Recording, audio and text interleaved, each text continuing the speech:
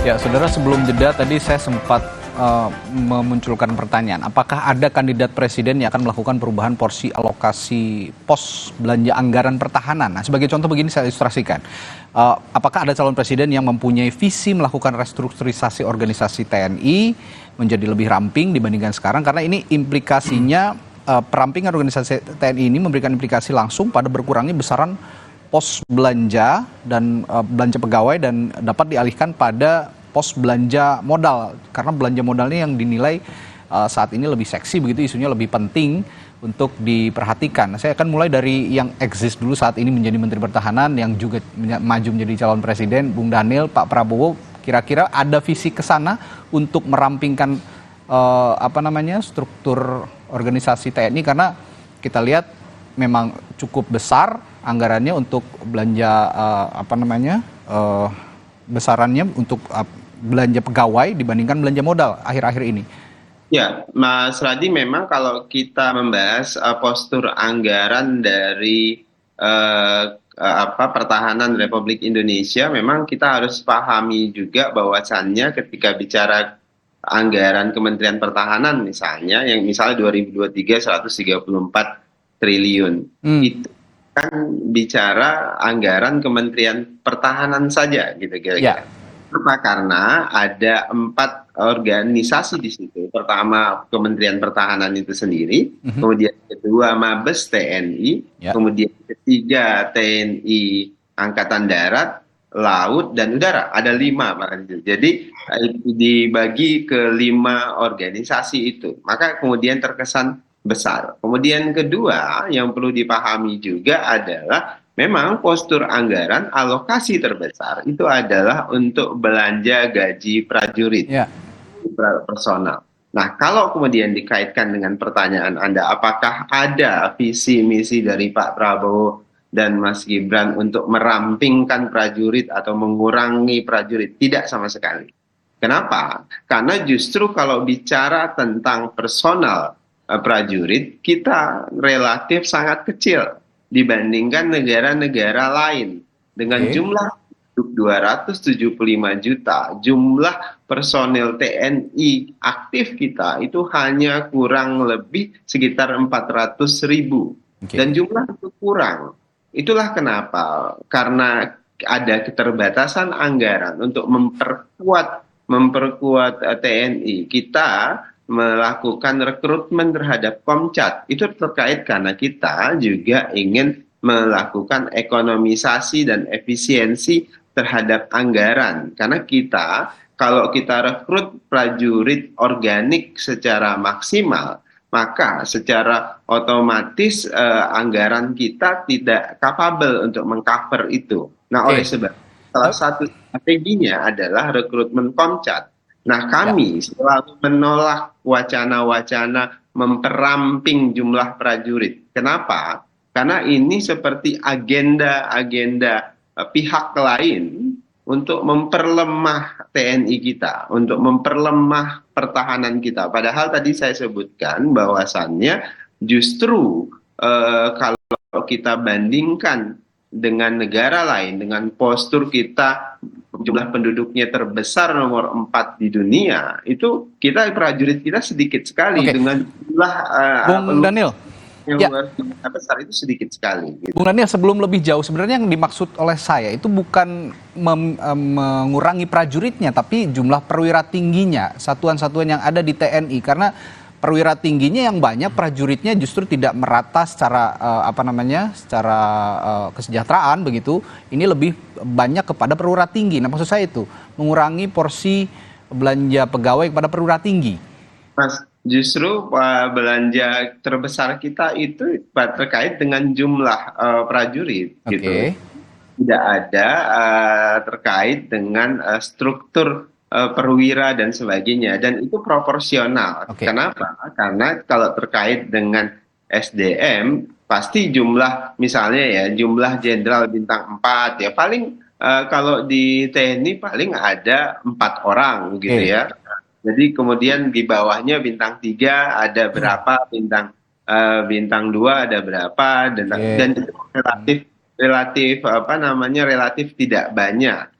Nah, kalau kemudian merestrukturisasi misalnya terkait dengan tugas-tugas mereka supaya lebih efektif, reformasi terkait dengan bidang tertentu, tentu itu bagian yang penting. Terutama kalau dalam konteks itu yang ingin didorong oleh Pak Prabowo itu adalah profesionalisme mereka, kapasitas mereka. Oke. Itu yang perlu ditingkatkan. Baik, Bung Holid, Ya. soal pertanyaan sama kebijakan anggaran pertahanan keamanan. Saya singgung tadi soal meritokrasi tinggi, apakah ini penting untuk dirampingkan atau tidak. Nah, kalau Bung Daniel tadi sepertinya tidak karena yang ini saat ini sudah ada. Kalau menurut Amin bagaimana? Dalam penentuan meritokrasi itu yang penting kita memiliki of the game clear, yang jelas, kan itu saja. Masalah bagaimana kita organisasi atau tidak, kebutuhannya seperti indikator di situ. Ada istilah karena dia berafiliasi siapa dan siapa. Bahasa panis saya sempat singkirkan. Jadi rule of the game-nya apa dan law enforcement-nya, hukumnya, aturan mainnya itu fairness di situ. Itu yang pertama. Yang ingin bagaimana yang sudah dikerjakan pemerintah saat ini, Kementerian Pertahanan. Kita ambil contoh nih, TNI A itu baru mencapai 2024 itu. Kemudian TNI A, TNI A 59 pada apa yang sudah dikerjakan dan apa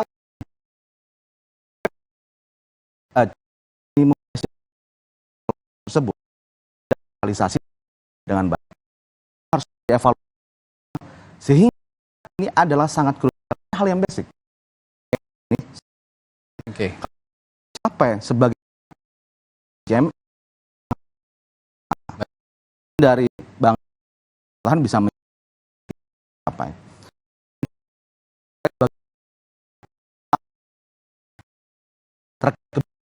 Kalau misalnya kalau dulu kita misalnya ada ajuan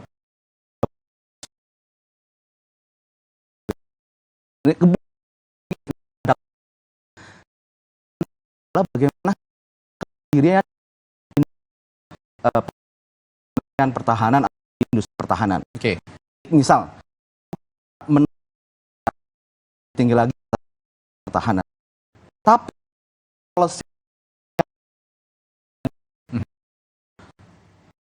long kami ketergantungan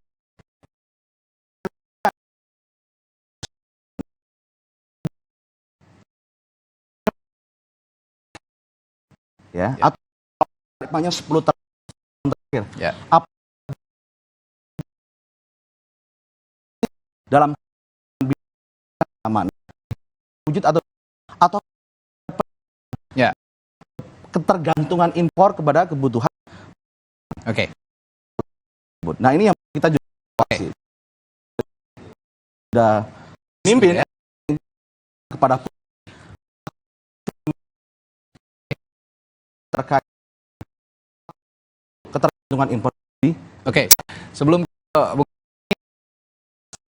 lempar juga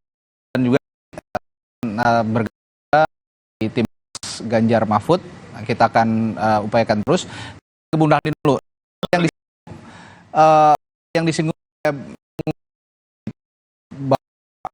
saya kan ya, kalau misalnya industri pertahanan nasional pindah itu BUMN ya, BUMN di bawah holdingnya defend.id. Nah, saat ini koordinasinya nggak cuma ke Menteri BUMN tapi juga ke Menteri Pertahanan. Maksudnya perusahaan Pindad ini kalau bisa dibilang batuk-batuk terus gitu ya, alias merugi. Nah, bisa nggak industri pertahanan kita tidak selalu minta disuapin modal negara atau PMN ataupun juga ketergantungan suku cadang impor gitu? Pertama yang perlu dipahami Mas adalah sekarang Pak Prabowo itu melakukan konektivitas ekonomi dan pertahanan itu secara kuat. Artinya apa? Semua belanja alutsista itu harus disertai dengan upaya untuk alih teknologi. Itu pertama. Ya. Kemudian kedua, semua belanja alutsista itu harus punya dampak ekonomi dalam negeri. Ya. Itu kedua. Ketiga, semua belanja alutsista itu harus punya dampak diplomasi. Itu ketiga. Keempat, semua belanja alutsista itu harus efisien, ekonomis, dan efektif. Nah, saya beralih ke pertanyaan dan kritik Bung Khalid tadi. Menuju kemandirian alutsista itu sedang dilakukan secara maksimal. Nah, tantangannya adalah tentu modernisasi alutsista itu sendiri. Artinya, kita hari ini butuh alutsista yang modern. Oke. Dan itu misalnya ya terkait pesawat tempur, terkait kapal selam, terkait dengan yang lain-lainnya yang high tech begitu. Nah, secara otomatis karena kita punya keterbatasan terkait dengan high tech itu, maka kita cari negara yang punya komitmen melakukan alih teknologi di satu sisi, di sisi lain negara tersebut juga punya komitmen misalnya melakukan joint venture atau joint production, mohon maaf. Oke. Nah, joint production itu, nah salah satunya misalnya terkait Raval Dassault Apa itu ya? komitmen untuk itu. Makanya kenapa salah satu pilihan kita ke Raval Dassault dari Dassault Aviation itu adalah karena mereka punya komitmen alih teknologi di satu sisi, di sisi lain mereka punya komitmen joint production. Tujuannya apa? Tujuannya adalah ke depan kita bisa mendapatkan teknologi yang serupa dengan Raval dan kita bisa produksi sendiri. Nah, kemudian joint production apa? Supaya kemudian beberapa perangkat itu bisa diproduksi di PDI misalnya dan sebagainya. Ya. Itu yang high tech. Yang tidak high tech misalnya tidak yang bisa kita cover sendiri. Misalnya diproduksi oleh Pindad, misalnya Rantis, Rampur, itu sudah diproduksi oleh Pindad, termasuk adalah senjata laras panjang yang itu punya keunggulan, bahkan Pak Prabowo itu ikut memasarkan misalnya ke banyak negara-negara di Asia dan Afrika supaya menggunakan Rampur dan Rantis serta senjata-senjata laras panjang kita. Kita sedang menuju pertahanan yang mandiri dalam konteks tertentu. Nah, memang butuh proses, ya. Tidak ada yang semerta-merta berubah begitu, apalagi setelah 98 misalnya perusahaan dirgantara kita kemudian yang tadinya mau take off kemudian roboh begitu. Nah, itu harus dimulai lagi oleh pada hari ini. Ya. Begitu. Oke, baik Bu Daniel. Saya kasih kesempatan juga, ini sudah bergabung dari tim pemenangan nasional Ganjar Mahfud, ada juru bicara tim pemenangan Ganjar Mahfud, Bung Ciko Hakim melalui sambungan telepon. Selamat pagi Bung Ciko. Pagi, Radi. Baik. Sehat. Ya. Pagi. Ya, Bung Ciko, kita lagi ngomongin alutsista nih. Kita ikutin alur perbincangannya ya. Kita ngomongin alutsista. Kalau tadi sempat disinggung oleh Bung Khalid bahwa saat ini bagaimana minimum essential force. Ya, essential force ini bisa diproduksi di negara kita sendiri tanpa membebani APBN yang terlalu besar, dan apalagi kita berutang ke negara luar dan ketergantungan juga suku cadang impor. Tadi sudah dijelaskan oleh Bung Daniel bahwa ini penting meskipun sistem pertahanan ini sekarang masih ada berhutang lalu juga membebani uang negara, tapi ini penting karena esensinya untuk pertahanan negara dan yang bisa berdampak pada berbagai sektor begitu. Nah, kalau dari Ganjar Mahfud ngomongin alutsista, misinya apa nih kira-kira? Bung Ciko? Ya, pada prinsipnya kami mencintai tentara. Ya, dengar? Ya, silakan. Bisa dengar nggak? Oke, silakan. Bisa dengar ya? Oke, pada prinsipnya kami seluruh rakyat Indonesia dan tentunya TPN maupun Pak Ganjar dan Pak Mahfud itu mencintai tentara nasional Indonesia, tentara nasional Indonesia kan Ya, berasal dari rakyat, suatu unsur yang memperjuangkan kemerdekaan kita. Nah, ini yang paling penting adalah peningkatan. Bung Ciko, mohon maaf, sambungannya sepertinya kurang baik. Suara Anda terputus-putus ini. Oh gitu. Ya, Oh sebentar. ya. Ya, sambil menunggu koneksi atau hubungan sambungan telepon Bung Ciko bisa terkoneksi dengan baik, saya akan ke Pak Cecep dulu deh. Pak Cecep, Ya. kalau ngomongin ya tadi kan bicara soal alutsista, kebijakan anggarannya juga begitu. Kalau ngomongin kebijakan anggaran lah ya tadi kita ngomongin. Ini kan bicara ke kesejahteraan prajurit juga.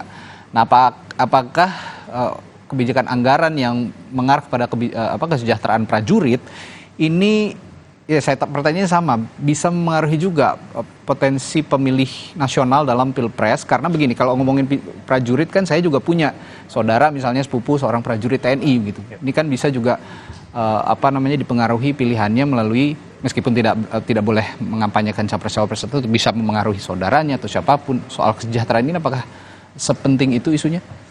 Ya, kalau kita Di bicara Pilpres. isu-isu yang muncul ya, itu kan sebenarnya message dari si komunikator politik, Ya. message dari para capres. Nah, ketika message itu tersampaikan, kemudian ke pemirsa, ke publik, ke voters ya, ke pemilih, tentu akan ada respon. Nah, isu-isu yang tertangkap tadi yang dianggap bisa mendukung kesejahteraan prajurit dan seterusnya tentu akan direspon dengan apa? Memberikan dukungan pada 14 Februari yang akan datang. Oke. Itu yang pertama. Oke. Nah, tapi kemudian kalau kita masuk ke tadi ya, ke bicara masalah kesejahteraan, ini kan sebenarnya kalau konteks besar adalah SISANTA, Sistem Pertahanan Rakyat Semesta. Oke. Nah, bagaimana sebenarnya bukan sekedar tentara ANSI yang punya turut sembang partisipasi dalam pertahanan sebenarnya. Kan memang tadi Bung Daniel telah menyampaikan ada ancaman, memang basisnya dari ancaman militer, non militer dan hibrid. Baru nanti akan dampak muncul bentuknya pertahanan militer, pertahanan nil militer dan pertahanan gabungan dari keduanya. Oke. Nah, kombinasi. Nah, baru kemudian setelah itu adalah tadi ada komponen utama, pendukung dan cadangan. Nah, utama ini kan yang sebenarnya yang tadi yang sekitar 500 juta ya prajurit tadi.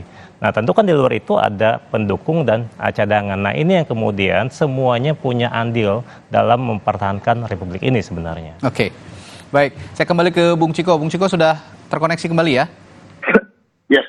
Oke, Bung Ciko tadi pertanyaannya sama soal kebijakan anggaran untuk alutsista, lalu juga kesejahteraan prajurit, sistem pertahanan negara. Misi dari Ganjar Mahfud soal ini? Ya, karena kami peningkatan kesejahteraan prajurit itu harus juga peningkatan kesejahteraan ofisial dari tindakan maupun penghasilan para perwira tinggi yang melihat masih sangat rendah. Layanan terbaik ini Pak Prabowo yang Pak Prabowo sering menyampaikan bahwa karena gaji kurang terjadi korupsi. Nah, kami melihat justru gaji yang kurang ini lebih banyak di TNI daripada di unsur-unsur institusi negara lainnya seperti PNS dan lain-lain. Nah, kami berharap ke depannya ini dan kami akan melakukan ini menjadi begitu komprehensif dan menaikkan tingkat kesejahteraan prajurit maupun perwira. Nah, di luar itu tentunya belanja alutsista bukan hal yang tidak penting. Kami walaupun sering mengkritisi bahwa pembelanjaan ini seringkali mengambil hutang luar negeri yang begitu tinggi, tetapi kami tetap mempercayai bahwa untuk menaikkan standing kita, kewibawaan kita di dunia internasional terkait juga kekuatan kita melakukan diplomasi tentu harus di-backup dengan kekuatan alutsista dan kekuatan sistem pertahanan negara yang kuat. Kita bicara seperti China yang sebenarnya hampir tidak pernah melakukan perang atau negara-negara lain, tetapi mereka didengar pada tanda kutip karena memang mempunyai sistem pertahanan yang kuat. Nah, ini juga kita harapkan ke depan Indonesia menjadi salah satu negara yang bisa mempunyai standing yang begitu kuat dalam diplomasi internasional dan melalui tentunya pembelanjaan alutsista dengan tepat sasaran. Nah, kritisi kami adalah apakah selama ini Kemhan maupun pemerintah itu bebas mengevaluasi apa saja yang pernah dibeli oleh Kementerian Pertahanan, karena sepengetahuan kami banyak juga barang-barang yang mangkrak yang tidak dapat digunakan. Kami tidak mengatakan barang-barang yang belum bisa digunakan karena belum ada perang. Itu nggak apa-apa ya. Artinya memang tidak semua senjata itu kan harus bisa digunakan sekarang kalau tidak ada terjadinya perang. Tetapi apakah barang-barang itu sudah tepat dibeli? Apakah tidak ada duplikasi pembelian-pembelian yang sama? Dan saya rasa ini adalah permasalahan-permasalahan yang nyata, termasuk pembelian alat seperti teknologi informasi atau IT. Itu juga banyak yang mangkrak, tidak dapat diintegrasikan dengan alat-alat yang sudah ada misalnya. Jadi asal belanja ini harus dikurangi dan saya rasa bila betul dievaluasi, apapun yang dinaik, hutang-hutang itu pun akan berkurang. Nah, kalau kritik terhadap Pak Prabowo pribadi ya sebagai Kemhan, tentunya kami melihat ada kurang dari wisdom dari Pak Prabowo karena beliau kan maju untuk menjadi calon presiden ke depan dengan program di visi misinya dia yang begitu banyak akan memakan anggaran. Tetapi sampai hari ini pun beliau tidak berhenti menaikkan hutang dan lain-lain. Jadi intinya hitungan keuangannya gimana dengan apa yang dia jabat sekarang sebagai Kemhan dengan juga apa visi misi dia sebagai presiden yang juga akan memakan banyak biaya. Itu aja. Oke, relativitas antara visi misi sebagai capres dan juga bagaimana ini dikaitkan dengan belanja apa yang dia lakukan sekarang. Ya, belanja Kementerian Pertahanan yang banyak masih berutang ke luar negeri begitu kira-kira. Nah, saya ke Mas Ciko lagi nih. Ini selain kita bicara alutsista dan juga kesejahteraan prajurit dan kebijakan anggaran yang jadi perhatian saat ini, apalagi isu-isu pemilih muda nih ya, kita ngomongin keamanan siber. Nah, saya melihat di visi misi Ganjar Mahfud ini meningkatkan kemampuan siber pada era komputer kuantum dan perkembangan kecerdasan buatan dengan memperkuat BSSN sebagai lembaga utama keamanan siber serta mendorong pembentukan Angkatan Siber TNI. Nah, ini saya tertarik dengan Angkatan Siber TNI ini maksudnya apa ya? Bung Ciko. Sebenarnya kalau kita bicara Angkatan Siber TNI itu tidak ansih membentuk salah satu matra baru gitu ya di dalam Tentara Nasional Indonesia. Tetapi tentu kami mengetahui bahwa di TNI sendiri sudah ada yang namanya kalau nggak salah, kalau Mas Daniel bisa mengkoreksi saya karena kebetulan saya juga tidak bergerak aktif di Kementerian Pertahanan, ada yang namanya Pusat Sandi dan Siber Angkatan Darat misalnya. Itu sudah ada institusi-institusi yang menunjang setiap matra dan mengerjakan yang sifatnya mengenai siber dan lain-lain. Tetapi saya tadi yang paling krusial ketika bicara tentang IT dan siber, kita bicara tentang keamanan data. Nah, ini yang menjadi permasalahan selama ini di setiap sektor, bukan hanya pertahanan. Bahwa keamanan data ini harus betul-betul dijamin oleh pemerintah sehingga apapun yang kita kembangkan ke depan itu menjadi secure dan tidak dapat bocor. Nah, ini kan terkait juga umpamanya kita bicara soal kalau pertahanan soal intel gitu. Sejauh mana negara boleh memata-matai warganya, sejauh mana data pribadi warga itu bisa dipegang keseluruhannya oleh pemerintah. Nah, ini di negara-negara yang mapan demokrasinya, ada batasan-batasan juga tentang kemampuan pemerintah, kebolehan pemerintah untuk menarik data pribadi melalui internet maksudnya. Nah, ini pun kalaupun memang orang ini termasuk orang yang dicari atau lain-lain, itu harus melalui pengadilan misalnya. Nah, untuk keamanan siber ini tentu pusat data yang terukur dan terpusat, tidak sembarangan ada di mana-mana. Ini juga menjadi prioritas kami ke depan. Oke, Bung Daniel, kalau mau merespons tadi pertanyaannya Bung Ciko boleh, dan sekalian juga saya mau tanya soal Badan Pertahanan Siber yang juga digagas oleh Prabowo Gibran. Kalau tadi kan di Ganjar Mahfud ada Angkatan Siber TNI, ini memperkuat kapabilitas Badan Pertahanan Siber. Apakah kira-kira fungsinya sama atau seperti apa nih Bung Daniel? Ya, memperkuat Badan Pertahanan Cyber itu dalam konteks teknologinya, kemudian kapasitas kita memperkuat kemampuan membangun aplikasi sendiri dan sebagainya. Jadi kita tidak tergantung dengan negara lain. Nah, arahnya ke situ, sehingga kemudian kemarin misalnya ada kritik hilirisasi digital yang disampaikan oleh Mas Gibran. Nah, hilirisasi digital itu terkait dengan kalau istilah di teknologi itu DNA namanya, device, kemudian N-nya itu network, kemudian A-nya itu application. Jadi mulai dari device-nya, kemudian sampai dengan application-nya, itu kemudian kita bisa produksi sendiri. Nah, arah dari pertahanan pun harus begitu. Artinya dari hal yang raw materialnya sampai dengan produknya itu bisa kita produksi sendiri. Nah, pertahanan itu menuju ke arah itu. Kenapa? Karena dengan cara begitulah kekuatan pertahanan kita itu akan semakin kuat. Karena tidak ada memang negara yang kuat pertahanannya kalau kemudian basisnya masih dengan negara lain. Nah, Pak Prabowo sudah memulai ke arah itu. Jadi a billion step began with one step. One step-nya sudah dimulai oleh Pak Joko Widodo, kemudian Pak Prabowo melanjutkannya dan seterusnya. Inilah pentingnya tadi saya sebutkan keberlanjutan. Baik, ini waktu kita juga cukup singkat nih, Bung Holil. Terakhir dari Bung Holil soal ketahanan siber ini, mengatasi ancaman siber sebagai bagian dari terorisme atau peperangan dan konvensional. Itu yang diutarakan di visi misi Amin untuk ketahanan siber. Apa tujuannya untuk ketahanan siber dengan visi seperti itu? Sebenarnya gini aja, kalau ketahanan siber itu kita lihat hal yang basic dulu aja deh. Oke. Mulai dari device, kemudian sistem IT sistemnya. Kita sudah sufficient nggak? Sudah mandiri nggak memenuhinya? Atau kita gunakan device dan sistem dari negara lain? Dari luar. Kalau dari situ aja kita sudah bisa melihat. Dan kalau kita bicara mengenai kemandirian dalam sisi keamanan cyber itu, kita sudah cek dulu 10 tahun terakhir itu sudah ngapain aja. Ya kan? Jangan bicara hal-hal yang canggih lah, alih teknologi dari pesawat tempur negara lain dan sebagainya. Kemarin aja impor pesawat tempur bekas kok dari Qatar, ya kan? Itu kan juga catatan dan mendapat kritik keras dari para pakar di situ.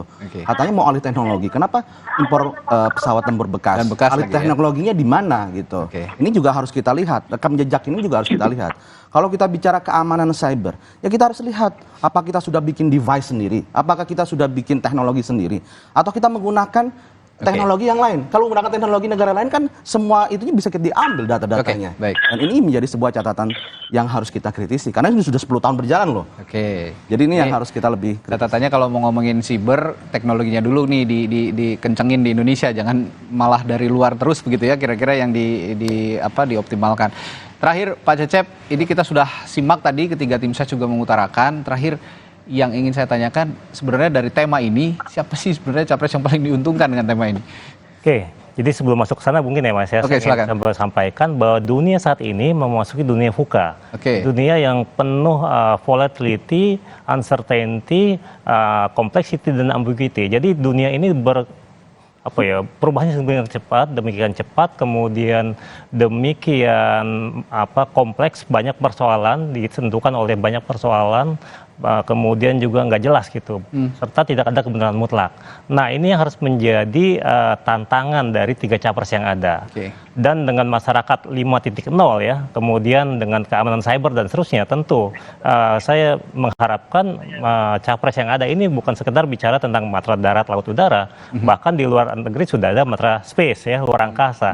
Bagaimana kemudian capres yang ada itu berusaha mencari solusi dari persoalan yang ada, persoalan masalah cyber dan seterusnya. Nah, kemudian masuk ke pertanyaan Mas Radi. Ya, siapa yang diuntungkan? Tiga-tiganya masih potensial untuk menarik perhatian dari publik. Kenapa? Mungkin yang satu ada pengalaman rekam jejak puluhan tahun, tapi yang satu mungkin ada backup dari tim sesnya. Yang lain juga mungkin sama ya, punya pengalaman dalam berbagai isu-isu hankam non tradisional. Nah, di sinilah saya kira tiga capres harus mempersiapkan diri. Jadi bukan cuma pengalaman, toh mereka juga akan feeding, akan diskusi, akan debriefing oleh tim sesnya yang punya pengalaman juga dalam persoalan hankam, HI dan juga geopolitik. Dan semua masih punya kesempatan. Apalagi kemudian di sinilah bagaimana capres-capres yang ada bisa melakukan mendiseminasi ide-ide mereka ya, menjadi komunikator yang baik. ada mungkin idenya banyak tapi nggak bisa tersampaikan dengan baik sehingga masyarakat tidak bisa punya preferensi, Baik. punya referensi. Dan harapan saya debat yang ketiga ini bisa jadi salah satu referensi pemilih ya, apalagi yang terkait dengan isu-isu Hankam, HI dan juga geopolitik sehingga mereka datang ke TPS 14 Februari yang akan datang. Ya, kalau ngomongin isu keamanan dalam negeri juga perlu jadi perhatian begitu ya kira-kira Betul, ya, Pak Cecep. Karena konflik-konflik dalam negeri yang harus dihindari juga sesuai dengan visi misi Capres ini harus muncul nanti di debat pada 7 Januari 2024 mendatang.